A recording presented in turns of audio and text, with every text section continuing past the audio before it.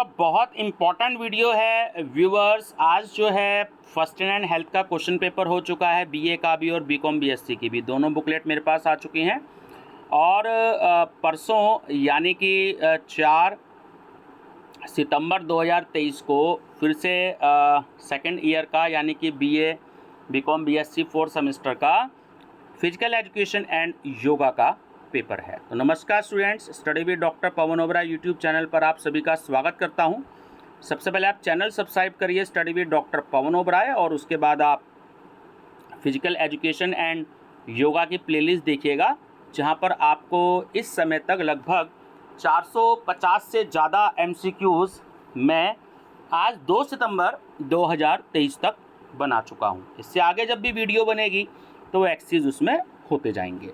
तो आप सभी देखिएगा, कंप्लीट रिवीजन के नाम से 2 पार्ट में भी वीडियो है और बहुत सारे MCQs हैं।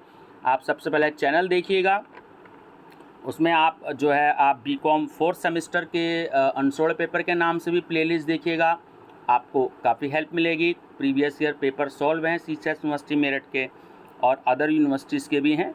और माइनर सब्जेक्ट अनसोल्ड पेपर के नाम से भी आप प्लेलिस्ट देखिएगा, उसमें जो आपका पेपर है an introduction to constitution of India, उसका भी जो एक बार क्वेश्चन पेपर हुआ है वो है, और एक मॉडल टेस्ट पेपर भी, यानी कि मैंने 10 क्वेश्चन उसमें और दे रखे हैं, यानी 20 क्वेश्चन मैंने आपको उसमें दे रखे हैं, तो आपको काफ़ी हेल्प मिलेगी। तो चलिए कुछ 79 क्वेश्चन जो हैं वो मैं आपसे और डिस्कस करता हूँ, इम्पॉर्टेंट अगली वीडियो। तो रिवीजन पर्पस से आपको मैं बना रहा हूँ, क्योंकि परसों आपका पेपर है 4 सितंबर 2023 में। ये 79 क्वेश्चंस आपको हेल्प करेंगे। नंबर फर्स्ट है, स्वस्थता का अर्थ संबंधित है। तो फुर्ती से भी होता है, ताकत से भी होता है और लचीलेपन से भी होता है। तो डी करेक्ट आंसर है इन सभी से। सेकंड, कौन सा शारीरिक स्वास्थ्य का अंग या घटक है? या दूसरा क्वेश्चन इस तरीके से बनाया जा सकता है कि शारीरिक दक्षता के कौन कौन से घटक हैं? तो ताकत, शक्ति और गति। तो डी आंसर करेक्ट है कि ये सभी। थर्ड, अत्यधिक टिश्यूओं, जो टिश्यूज होते हैं, द्वारा बाधा डाले बिना गति की विस्तारित सीमा को हासिल करने की योग्यता कहलाती है। तो उसे हम कहते हैं लचीलापन। आंसर डी, जो बोल्ड है स्टूडेंट्स वो करेक्ट आंसर है। 4, विस्फोटक क्रिया के समय मांसपेशी की तत्काल अधिक सिकुड़ने की क्षमता कहलाती है। तो उसे हम शक्ति कहते हैं। समय समय पर मांसपेशियों को अत्यधिक संकुचित करने की योग्यता कहलाती है, तो उसको हम ऑप्शन बी करेक्ट है, शक्ति सहनशीलता।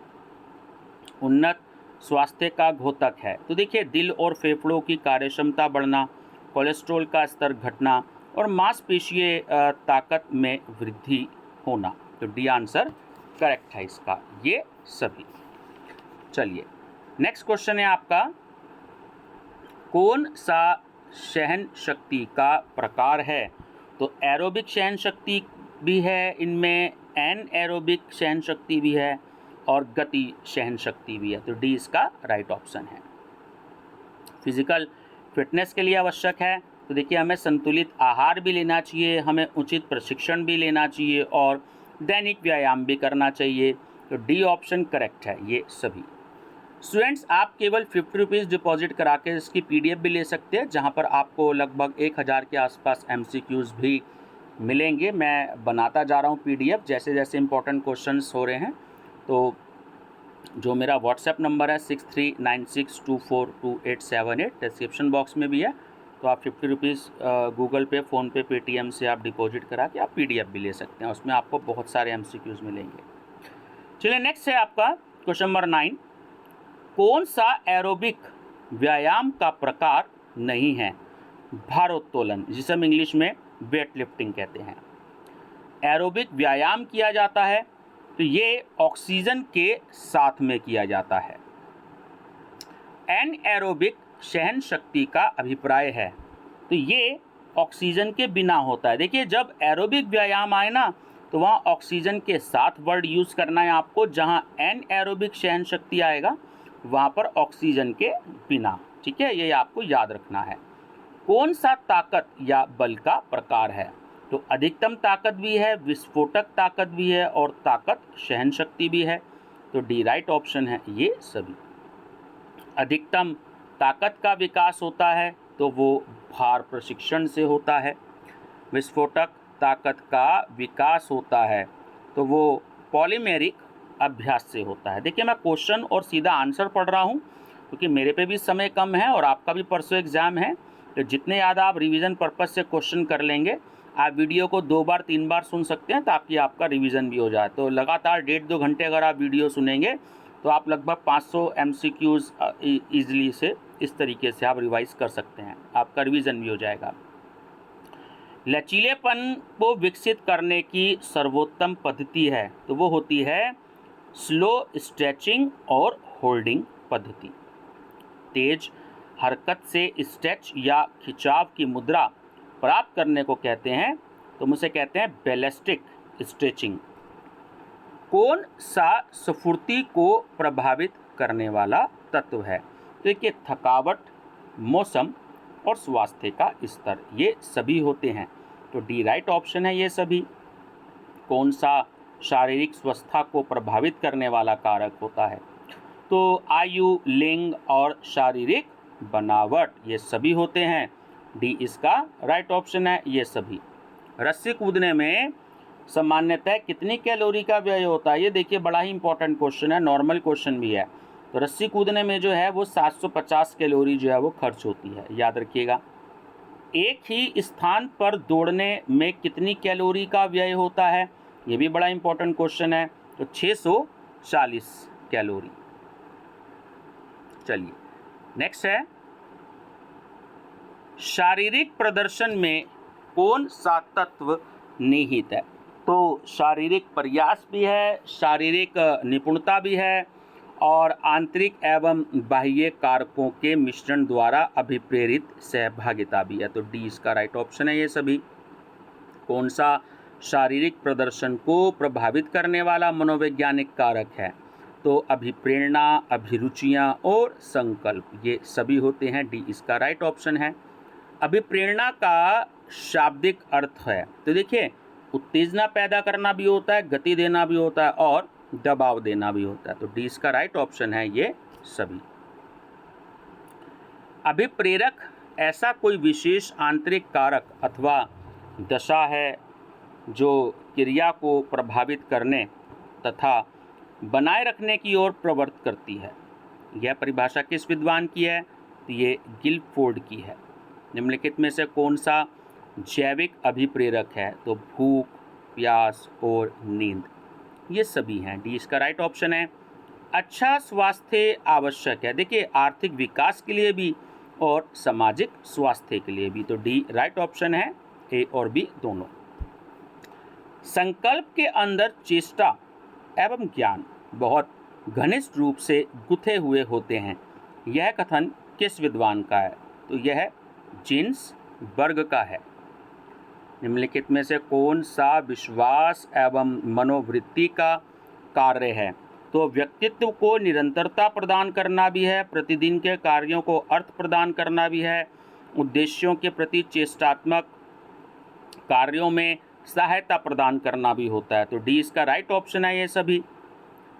थकान के विरुद्ध प्रतिरोधक क्षमता कहलाती है, तो उसको हम सहनशीलता बोलते हैं। मांसपेशी या संधि में विस्तार को कहते हैं, तो उसे हम लोच कहते हैं। अधिगम किस शारीरिक कारक द्वारा प्रभावित होता है? तो ये स्नायु संस्थान, अंतःस्रावी ग्रंथियां, रोग एवं थकान। तो डी इसका राइट ऑप्शन है ये सभी। निम्नलिखित में से कौन सा खेल भावना का अंतर्निहित गुण है? तो देखिए हार हो या जीत हो उसमें समान रहने की प्रवृत्ति, निष्पक्षता, सहनशीलता। तो डी राइट ऑप्शन है ये सभी। निम्नलिखित में से कौन सा साधन शारीरिक प्रदर्शन बढ़ाने से संबंधित है? देखिए जब हम जॉगिंग करते हैं या साइकिलिंग करते हैं या तालबद्ध व्यायाम करते हैं, तीनों ही बहुत ज़रूरी होता है। अगर हम सही तरीके से करते हैं, सही रेशियो में करते हैं, तो उससे शारीरिक प्रदर्शन जो है वो अपने आप बढ़ जाता है। तो डी इसका राइट ऑप्शन है ये सभी। निम्नलिखित में से कौन सा शारीरिक स्वस्थता का अंग है? तो शारीरिक स्वस्थता देखिए तभी होती है जब शरीर रचना संबंधी स्वस्थता हो, शरीर क्रिया विज्ञान संबंधी स्वस्थता हो और मनोवैज्ञानिक स्वस्थता हो। तो डी इसका राइट ऑप्शन है ये सभी। क्योंकि स्टूडेंट्स आपका फिजिकल फिटनेस का टॉपिक है ना, तो इसलिए सारे जो हैं आपके क्वेश्चन शारीरिक स्वस्थता के ही हैं, ये फिजिकल फिटनेस के। तो ये पूरी यूनिट दे रखी है आपको उसमें, तो इसलिए इसके 79 क्वेश्चन मैं आपको करा रहा हूँ। शारीरिक स्वस्थता शारीरिक प्रदर्शन को प्रभावित करती है, बिल्कुल सही बात है, सत्य कथन है। मनोवैज्ञानिक कारक शारीरिक स्वस्थता को प्रभावित करता है, ये भी बिल्कुल सही बात है, सत्य कथन है। अच्छे प्रदर्शन हेतु चिंता का स्तर कितना होना चाहिए? मध्यम होना चाहिए, ना चिंता बहुत कम होनी चाहिए ना चिंता बहुत ज़्यादा होनी चाहिए। ज़्यादा हो जाती है तो उसे हम डिप्रेशन की बीमारी बोलते हैं, तो मध्यम होनी चाहिए। स्वास्थ्य को एक संपूर्ण तंदुरुस्ती के अर्थ में किसने प्रस्तावित किया है? तो WHO ने। देखिए इसका पूरा नाम होता है वर्ल्ड हेल्थ ऑर्गेनाइजेशन, विश्व स्वास्थ्य संगठन, ठीक है। वॉशिंगटन में शायद इसका हेड ऑफिस है। एनएरोबिक क्षमता किसमें सहायक होती है? गति के विकास में। किसमें शारीरिक चर्बी की मात्रा अधिक होती है? स्त्रियों में। पुरुषों में शारीरिक चर्बी कितने प्रतिशत होती है? तो वो होती है, बड़ा इंपॉर्टेंट क्वेश्चन है, 12 से 17%। स्त्रियों में शारीरिक चर्बी कितने प्रतिशत होती है? वो होती है 18 से 22%। तो दोनों इंपॉर्टेंट क्वेश्चन है, ध्यान रखिएगा। शारीरिक शिक्षा एवं खेल के कार्यक्रम मुख्यतः होते हैं, तो वो होते हैं हमारे सामूहिक। खेल क्रियाएं व्यक्तित्व गुणों को विकसित करती हैं, बिल्कुल सही बात है, आंसर होगा हाँ। स्वास्थ्य के बारे में विश्व स्वास्थ्य संगठन का विचार है, तो कहता है कि आदमी जो है संपूर्ण रूप से तंदुरुस्त होना चाहिए, तो संपूर्ण तंदुरुस्ती सही आंसर है।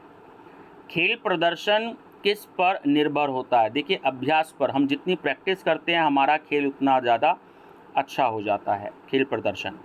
शारीरिक स्वास्थ्य के घटक हैं, तो देखिए शक्ति, सहनशीलता और लोच। ये क्वेश्चन रिपीट हो गया है, डी इसका राइट ऑप्शन है ये सभी। सहनशीलता और शक्ति दोनों ही शारीरिक स्वस्थता के घटक हैं, तो ये कथन है, ये भी बिल्कुल सत्य कथन है। प्रतिकूलन प्रक्रिया को करना चाहिए, तो देखिए उसको कोई भी कंपटीशन होता है तो हम उससे पहले करते हैं, यानी कि प्रतियोगिता से पूर्व।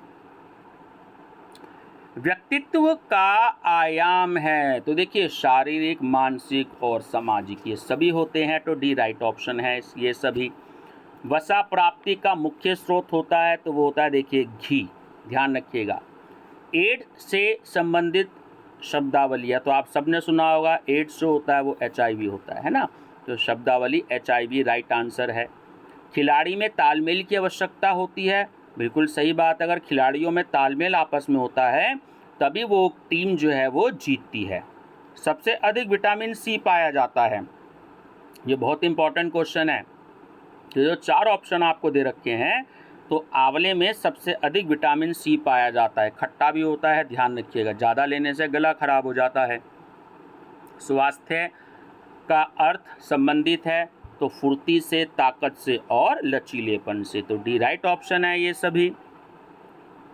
सबसे अधिक ऊर्जा की आवश्यकता निम्नलिखित खिलाड़ी को होती है, जो मैराथन धावक होता है। क्यों? क्योंकि उसको भागना पड़ता है, वो मैराथन दौड़ होती है ना, मैराथन धावक को।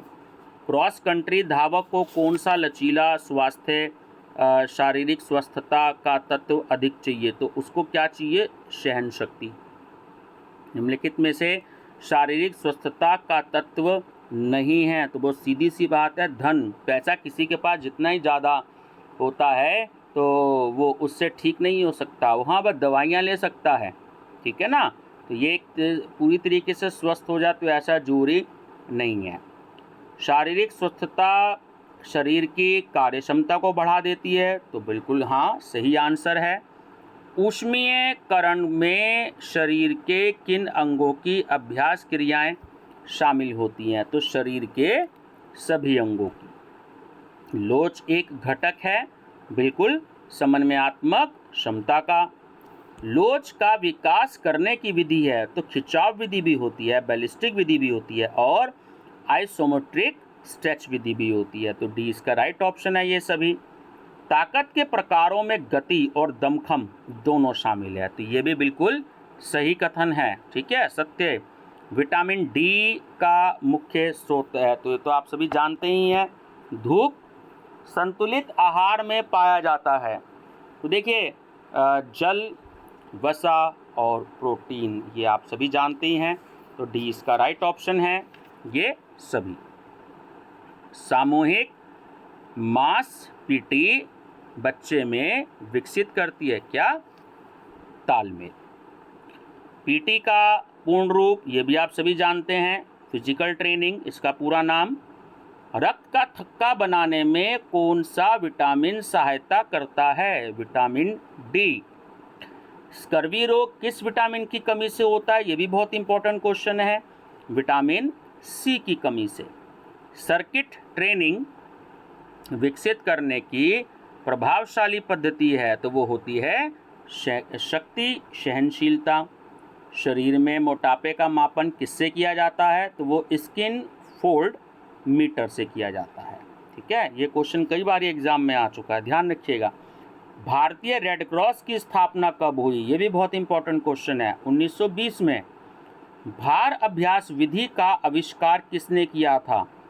फ्रेडरिक यॉन ने। जिम्नास्टिक का गॉडफादर किसे कहा जाता है? ये भी बड़ा इंपॉर्टेंट क्वेश्चन है, गट्समुथ को। गट्समुथ। शारीरिक क्षमता को प्रभावित करने वाले कारक हैं, तो देखिए नियमित अभ्यास का अभाव, अनुचित खानपान और उचित निद्रा व आराम का अभाव, ठीक है, डी इसका राइट ऑप्शन है ये सभी। लोच का मापन किया जाता है किसके द्वारा? गोनियोमीटर के द्वारा। बहुत इंपॉर्टेंट क्वेश्चन है, याद रखिएगा। किस मांसपेशी को थ्रोअर मसल्स कहा जाता है? वो कहा जाता है पेट्रो रिलाइजर मेजर को, ठीक। गतिहीन जोड़ जाना जाता है, तो एक अचल जोड़ जाना जाता है। और लास्ट क्वेश्चन है, फिजिकल फिटनेस का कौन सा तत्व नहीं है? तो वो है कूदना, ठीक है व्यूअर्स। ये इस आपकी यूनिट में 79 MCQs थे, मैंने आपसे डिस्कस किए, और कल संडे है, अगर मुझे मौका लगता है तो मैं कुछ क्वेश्चन आपसे और डिस्कस करूँगा। बने रहिएगा मेरे चैनल पे study with doctor Pawan Oberoi पर। Thank you.